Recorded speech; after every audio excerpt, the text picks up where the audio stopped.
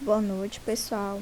Então, eu vou apresentar aqui para vocês a revisão da avaliação do segundo período, tá certo? Então, vocês estudem bem essa revisão, que é basicamente o que vai cair na prova, tá certo?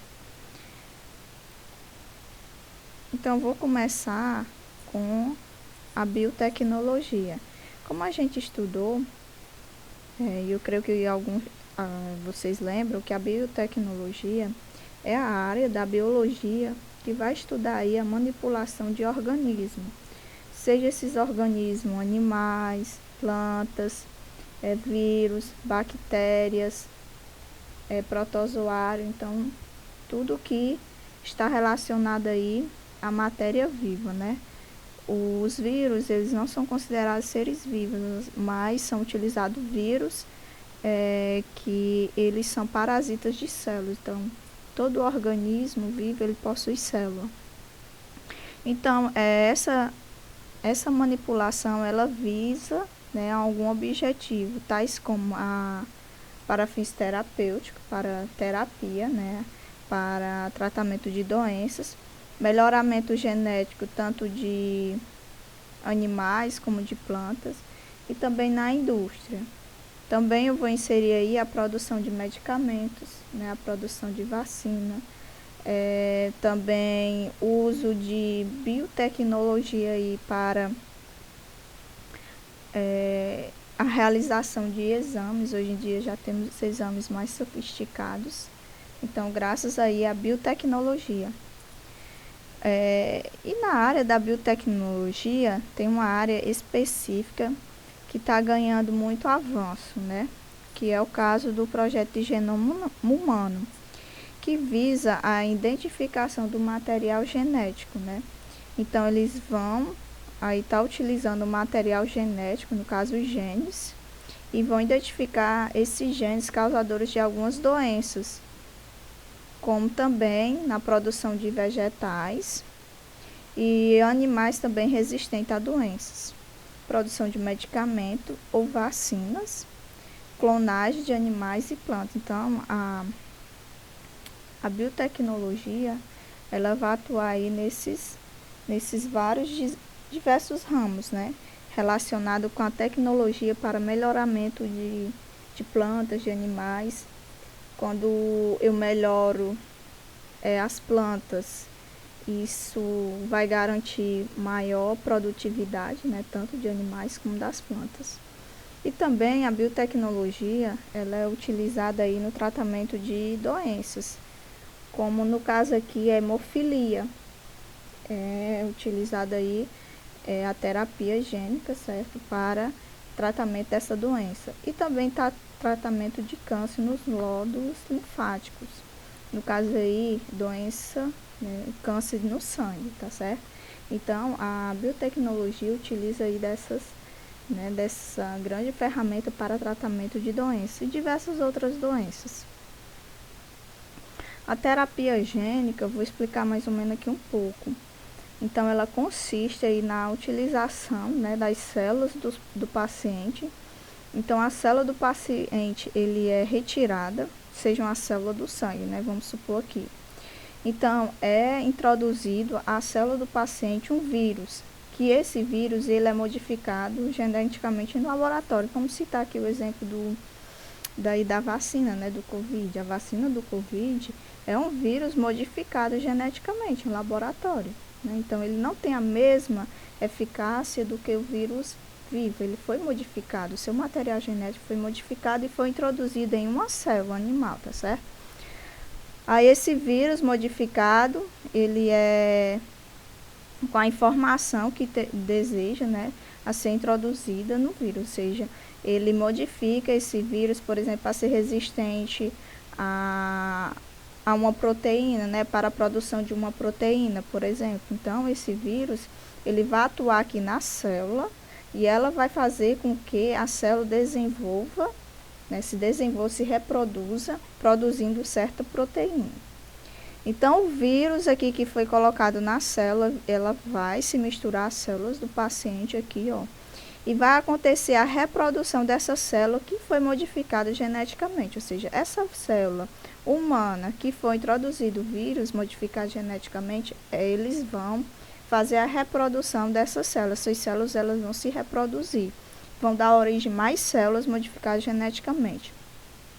Depois que essas células se reproduziram, né, com o DNA do vírus modificado, as células elas são inseridas no corpo do paciente.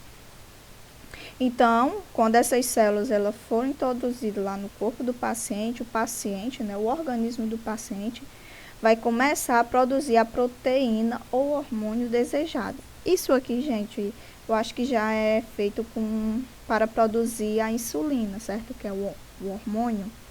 Então, essa insulina ela é utilizada no tratamento de diabetes. Então, de forma bem resumida, a terapia gênica é um tipo de tratamento pensado inicialmente na cura de doenças hereditárias, certo? Aquelas doenças que são passadas de pai para filho, de mãe para filho. Ela se valeria de células alteradas geneticamente inseridas nos pacientes para promover o processo de cura.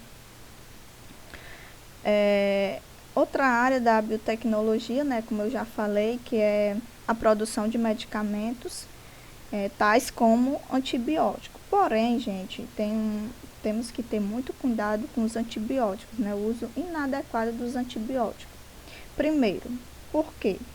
Porque o antibiótico, eles são medicamentos que possuem substâncias que matam bactérias, tá certo? Porém, ele vai matar tanto as bactérias benéficas como as bactérias maléficas, né? Aquelas bactérias que fazem mal à nossa saúde, eles vão matar. Porém, eles também vão matar aquelas bactérias que nós, seres humanos, precisamos no nosso corpo, tá certo? Tal como aquelas bactérias da flora intestinal. No nosso intestino tem várias bactérias que vão auxiliar aí na digestão do alimento. Então, se a gente consumir bastante antibióticos de uso inadequado, essas bactérias acabam morrendo. Então, o que devemos ter cuidado com os antibióticos, né? Ao tomar um antibiótico de forma inadequada, algumas bactérias irão morrer, né? O que explicaria a melhora da doença, mas outras continuarão vivas. E essas, como sobreviverão ao antibiótico, não serão mais afetadas por ele, ficarão resistentes aos antibióticos. Ou seja, né, eu falei a primeira vez aqui que vai matar todas as bactérias, tanto as ruins como as más. Mas também vai o quê? Aquelas ruins que não morreram, eles vão criar o quê? Resistência. É por isso que hoje em dia tem muitas as superbactérias. Essas superbactérias são bactérias que sofreram mutação. Elas sofreram mutação por conta disso. O uso inadequado dos antibióticos, né? Você sente uma dorzinha de garganta e vai na farmácia e compra um antibiótico e começa a tomar. Só que você não toma o antibiótico de forma adequada, porque tem um período para você tomar um antibiótico. Então, você corta aquele período, né? Você não toma um antibiótico todo, por exemplo. Aí, o que acontece? Aquelas bactérias que não morreram, que era para ter morrido e não morreram, ela vai ser resistente a esse antibiótico. Da próxima vez que você adoecer e tomar esse medicamento, esse antibiótico, ele não mais vai surtir efeito, porque ela ficou resistente ao antibiótico, né? Então, por isso que é bom tomar cuidado.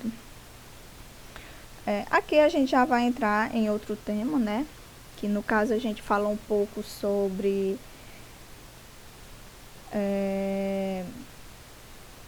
falou sobre a emissão, né, o efeito estufa, a emissão de gás CO2 para a atmosfera, né, temos que ter cuidado. E diante dessa poluição à atmosfera, né, durante o período industrial, observou-se que os países eles estavam poluindo muito, né, colocando no ambiente bastante quantidade de dióxido de carbono. O que fizeram, né? Houve uma reunião para traçar aí o protocolo de Kyoto. E o protocolo de Kyoto tinha como tema principal o clima, né? Então, era o tema principal, era o clima. O que eles queriam? Eles queriam que os países entrassem num acordo para fazer medidas para diminuir a emissão de CO2 para a atmosfera. Então, o protocolo é um tratado internacional assinado por muitos países, no caso aí do ano de 1997, na cidade de Kyoto, lá no Japão, com a finalidade de alertar para o aumento do efeito estufa e do aquecimento global, caracterizado em grande parte pelo volume de gases lançado na atmosfera, sendo o principal deles o dióxido de carbono. Então, aqui o protocolo de Kyoto, ele tinha como objetivo aí, né, diminuir o lançamento de dióxido de carbono para a atmosfera. Se eu diminuísse o dióxido de carbono, né, consequentemente iria diminuir aí a temperatura do planeta, né, no caso o clima. E sabe-se que o efeito estufa, ele está modificando o clima do planeta. Além, né, a gente sabe que tem outros gases do efeito estufa, mas a gente colocou aqui o principal como dióxido de carbono. Porém, Brasil aderiu, tá certo, esse protocolo de Kyoto, mas teve alguns países que não aderiram. Entre eles os Estados Unidos, Croácia, Cazaquistão. Aqui são os principais, certo? Mas tiveram outros. Os Estados Unidos, vou pegar aqui os Estados Unidos, em parte, ele não é besta. Ele não quis assinar esse protocolo de Kyoto porque ia acabar acarretando malefício para a indústria, porque lá nos Estados Unidos tem muitas indústrias, né? Então, se ele assinasse o protocolo de Kyoto, ele teria que mudar completamente o rumo da economia, né?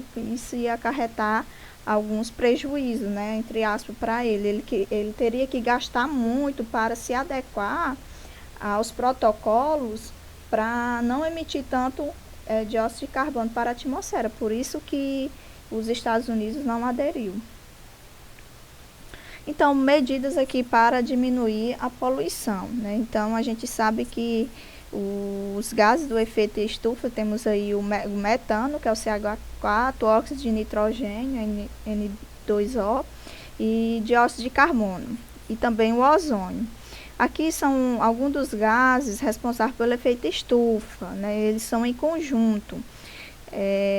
Tem alguns que a gente dá para diminuir, né, a emissão deles, que é o dióxido de carbono, o óxido nitroso e o gás metano, né? Então, dá para a gente fazer isso através de quê? Através de reciclagem de resíduos, o uso de energias renováveis, no caso aqui eu vou citar a eólica, certo? Que é a energia através do vento. Então, uma dessas medidas contribui para diminuir os gases desse efeito estufa.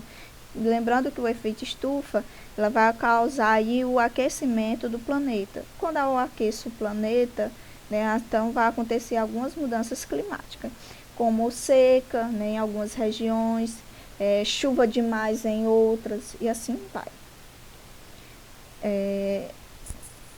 Outras medidas de combater, né, aí a poluição, no caso aí é tanto a poluição do solo com a poluição do ar, seria o descarte adequado das pilhas e baterias, né? A gente sabe que essas pilhas e baterias ela contêm substâncias tóxicas, certo? E bioacumulativo, que é isso?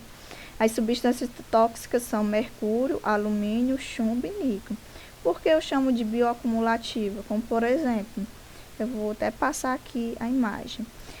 Elas são bioacumulativas porque se eu jogar essa pilha aqui ou bateria no solo, ela vai se decompor. A partir do momento que ela vai se decompor, ela contém aqui essas substâncias, mercúrio, alumínio, chumbo e níquel. E essas substâncias, elas vão para onde? Para o solo. Então, vem aí a chuva e essas substâncias tóxicas, elas vão acabar indo para o lençol freático, né? Elas vão acabar indo para os lagos, rios, tá certo? Então, o que acontece? Eu perfuro lá o solo, né? E o lençol freático, ele está poluído com essas substâncias. Então, essas substâncias, elas vão para onde? Para a planta, que utilizou a água para a irrigação, Então vai para a planta. Da planta vem para quem, gente? Para nós, seres humanos. Por isso que ela é bioacumulativa, né? Ela se acumula onde ela passa. Então, ela não é destruída, tá certo? Aqui na água, essas substâncias não são destruídas, elas ficam intactas. Então, se o peixe ele tá dentro do rio, então o mercúrio, o chumbo, ele vai entrar na corrente sanguínea do peixe e a gente consome o peixe. Então, essas substâncias tóxicas que foram para o peixe, vem para a gente também, tá certo? Ó, o lago, por exemplo, então vai utilizar da água do lago para abastecimento público. Essa água que foi pelo abastecimento público, ela está inadequada, porque tem várias substâncias tóxicas, né? Tudo isso aí, gente, vocês podem perceber que foi ocasionado pelo quê? Pelo descarte inadequado lá da pilha. Temos aqui um ciclo logista reverso. O que é isso? São as pilhas e baterias que a gente descarta em um local adequado, um local onde vai acontecer aí a reciclagem desse material. Então, ele foi descartado aqui, né? Vai acontecer uma triagem, ou seja, uma separação desses resíduos. Depois, esses resíduos eles vão para a indústria de reciclagem. Então, há o que? Uma separação dos sais e óxidos metálicos. A parte que não é aproveitada, né, vai para uma disposição final adequada, ou seja, ele vai passar por um tratamento. Posteriormente, da indústria, né, ele vai os metais para o zinco metálico, ou vai para outras indústrias. Esses sais óxidos metálicos também vai para as outras indústrias. Aqui, do zinco metálico, vai para o fabricante de zinco, né, que vai aproveitar essa substância, depois para o comerciante, depois para o consumidor, né? E por isso que, quando chega aqui no nosso consumidor, pessoal, somos nós. Então, nós somos responsáveis pelo nosso lixo. Os resíduos e lixo que nós geramos, a gente é responsável por ele. Então, a gente tem que o quê? Tem que haver o descarte adequado. Voltando aqui também para os metais pesados, como eu falei, então, esse acúmulo de metais pesados que a gente consome vai trazer prejuízos futuros, né? Que no caso aí é a intoxicação. A gente falou das intoxicação por mercúrio e por chumbo, né? Que são aí, os metais mais utilizados aí na fabricação, nas indústrias, né? E onde algumas pessoas elas lidam diretamente com esses metais tóxicos. E quando se expõe muito a esses metais, vai causar algumas doenças. E a gente chama de saturnismo a intoxicação por chumbo, tá ok? E hidragirismo, a intoxicação por mercúrio. Então, fique bem ligadinho aí nessas duas diferenças de intoxicação, tá certo? E é só isso, pessoal.